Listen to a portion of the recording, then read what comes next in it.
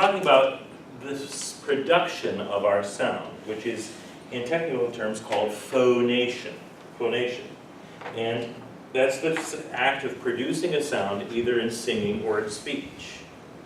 And of course, the main thing that produces that sound are the vocal cords, or what we call vocal folds.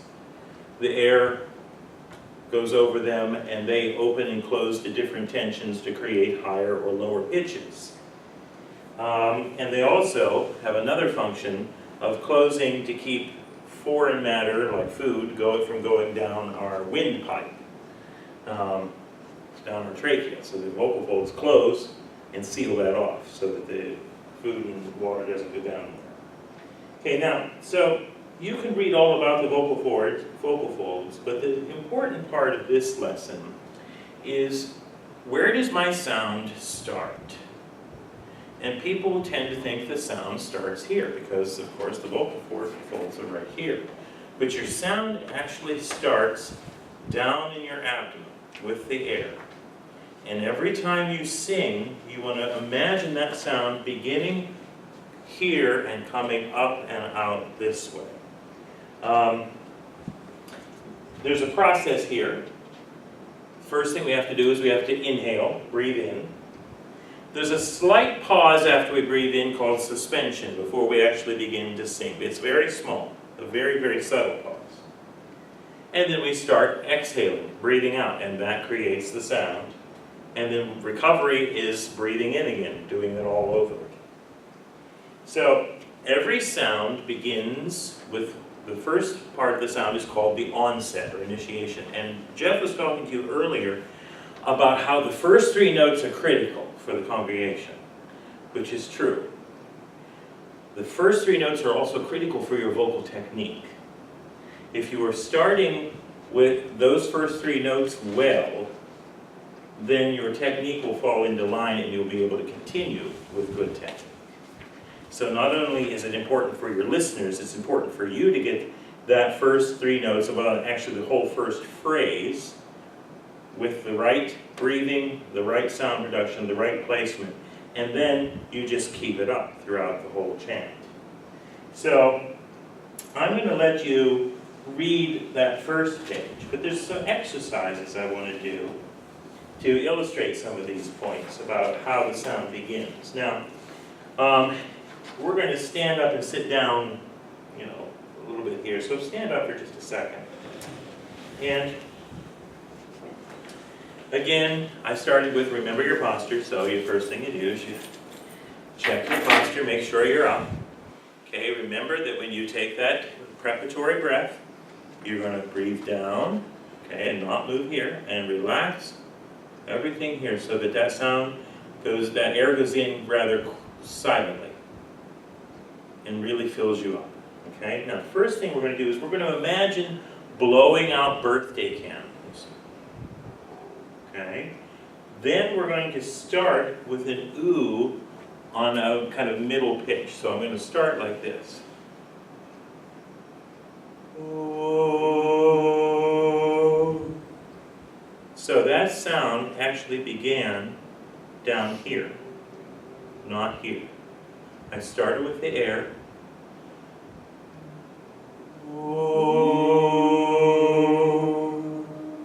Okay, so you notice that's a good illustration of how you get the air started and you get the vocal cords engaged, and there goes the sound. You're breathing out through it.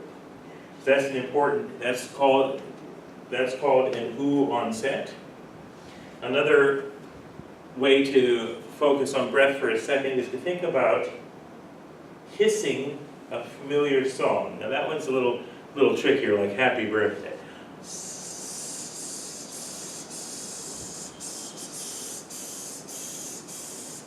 To hiss that, you have to start here. There's nothing here that's going to help me. The hissing sound starts here because the breathing mechanism has to kick in first. Try that. It's, like that, right?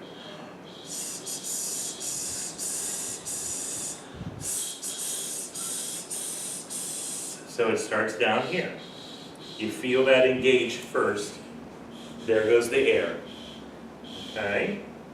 So that's another exercise. It's another one that starts anything with an H gets us going. Now we're going to talk about the letter H in detail here.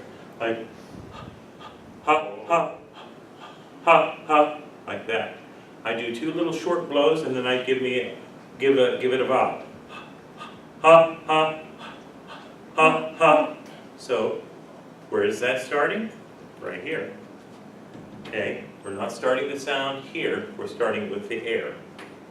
Okay, the next one is an important one, the silent H.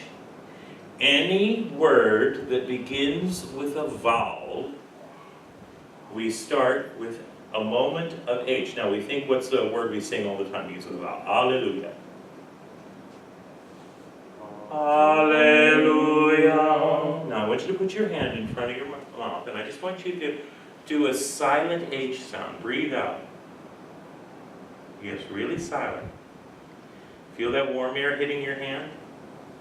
Okay, now you're going to start with just a second of H. Oh. Let's do that breathing again. I saw shoulders going up and back, so let's, that's okay. These habits take a while to develop, so keep your shoulders up, think high and wide, remember? And now, breathe in. Hallelujah. So put the hand in front of your mouth, start with a brief second of H, ready? Hallelujah. Right, do you notice how nice and smooth that sound is? There's another way of starting a vowel called a glottal. Hallelujah. That's called a glottal attack. It comes from the glottis in the back. That is something we seldom if ever use in our chant. It always is Hallelujah. So you have to think of this air starting first. If the air doesn't start first, the vocal folds aren't going to kick in like they should. Okay, and you'll have an unsure start. So have a seat for a second, take a rest. So there's a little exercise there, exercise 5.4, which it's just the notes do, re, mi, fa, sol. And first you start with half notes. Now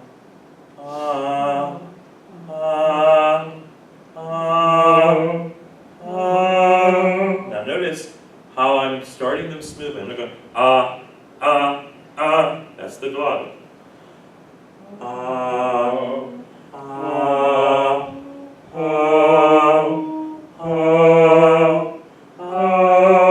Good. Now those were half notes. Those were a little bit longer. Yep, it comes back down then. Then try quarter notes.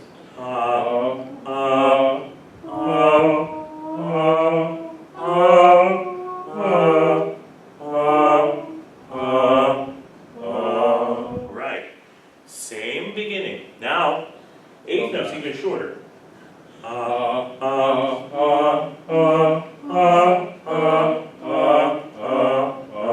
good. Now listen to me do it once. I'm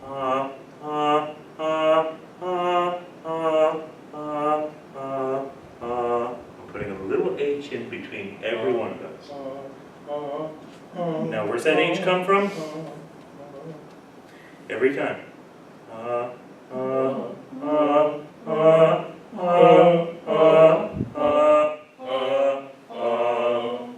The silent H is a hard way to start a sound, and it's an important one to practice. Any word that begins with a vowel. Oh Lord, when we sing, oh Lord, oh Lord, oh Lord, we start that O with our candles, with our birthday candles. Oh, and it's such a beautiful way to start a sound. It's such a smooth way. Again, our chant, ideally, should just flow smoothly. Just a beautiful ebb and flow to it. There shouldn't be any jarring starts or anything like that to it. So, sum this up. Where does the sound always begin? Way down here. This is what I want you to really meditate on. my vocal sound does not begin here or anywhere up here. It begins here. Imagine that sound coming up and out that way. That's really important. And that's also going to help you with your breathing technique. Again, all this is related. So the next thing that I have to talk about here is this Italian word, legato. Oh, joy. Legato is simply smooth singing. Smooth.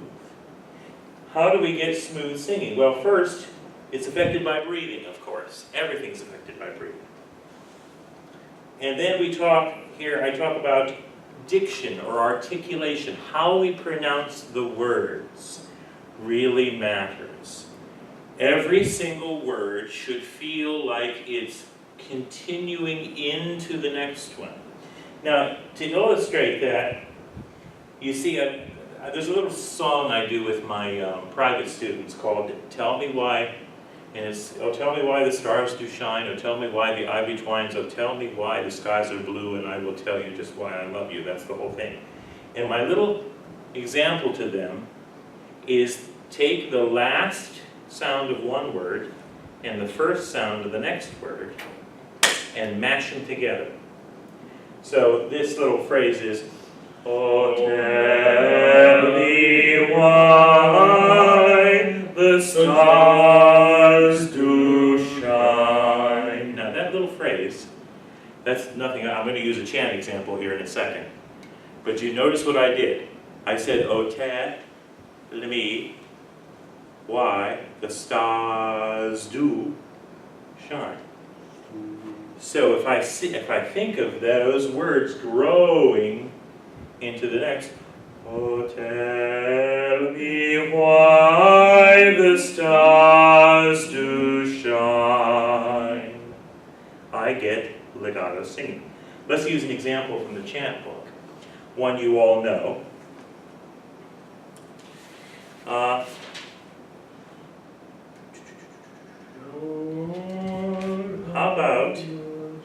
How about "Come, let us worship and bow before Christ"? Now when we sing that, we say, "Come, let us worship and bow before Christ." There's a little break between every word. "Come, let us worship and bow before Christ." So, that little phrase, I want you to think of come let us worship and bow before Christ. And so I'm taking the last sound of one word, the beginning sound of the other, and I'm mushing together. Now I'm going to sing it slowly for you. Come, let us worship. Now listen to me do it first. Listen to how I mash them together. Come, let us worship and bow. I can't make it go all the way through that slow, but you heard how I mashed them together. Let me do it again, so you get the way around. Come, let us worship and bow before Christ. We don't want to sing, "Come, let us worship and bow before Christ," which I've heard in some places, which I'm sure you have probably as well. So singing must be a continuous flow where speech is broken up. And so legato, this idea of continuous speech, this is part of the production of our sound. So that's one little example. It's hard to find examples in the liturgy that really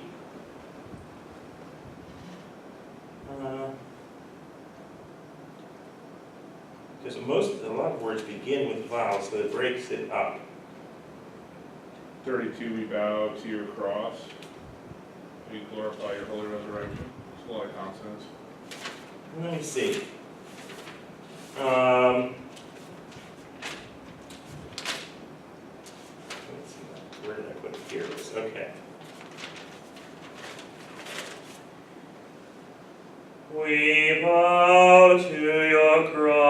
cross, O Lord.